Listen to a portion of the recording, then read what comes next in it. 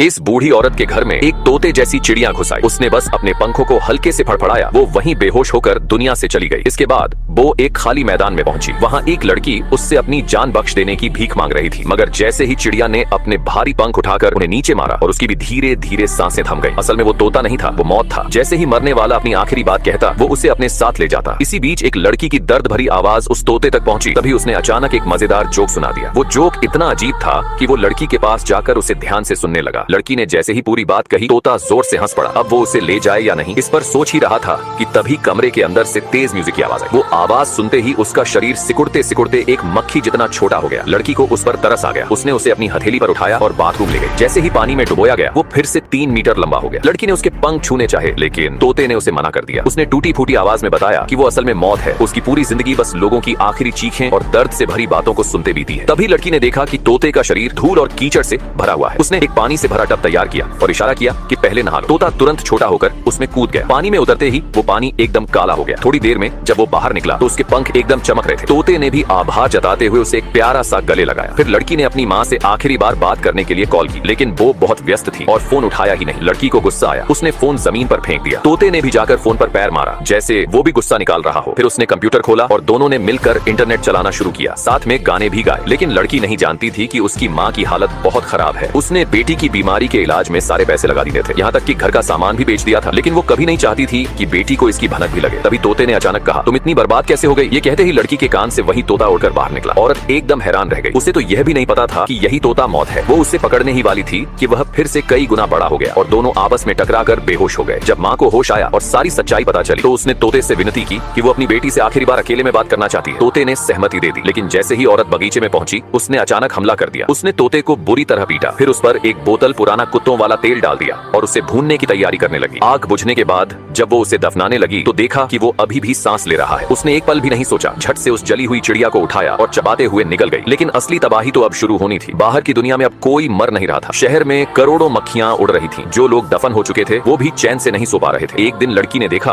कि एक सिर कटी चिड़िया बार बार खिड़की से टकरा रही है। तभी औरत का शरीर अचानक बढ़ने लगा, लेकिन अगले ही पल वो सिकुड़कर एक तिल जितनी छोटी रह गई। उसके कानों में मरते लोगों की आवाजें गूंजने लगी। एक मक्खी आकर उसके हाथ पर बैठी। उसने धीरे से हाथ हिलाया और मक्खी वहीं मर गई। औरत को सब समझ में आ गया। अब जब मौत नहीं रही तो उसकी जिम्मेदारी उसे निभानी होगी। उसने अपनी बेटी को उठाया और शहर शहर घूमने लगी। लोगों की आखिरी दुआओं को सुना, उनकी तकलीफें खत्म की और उन लोगों की रूह को चैन दिया जो दर्द से मर रहे थे। एक दिन वो समंदर के किनारे पहुंची। तभी उसके पेट में कुछ हलचल हुई और वहीं तोता अचानक उसके गले से उड़कर बाहर आ गया। माँ समझ गई कि अब बेटी को विदा करने का वक्त आ गया है। उसने मौत से आखिरी निवेदन किया कि बेटी को आराम से घर में विदा किया जाए। इस बार तोते ने कुछ नहीं कहा, बस चुपचाप अपने पंख फड़फड़ाए और लड़की की रूह को अपने साथ ले गया।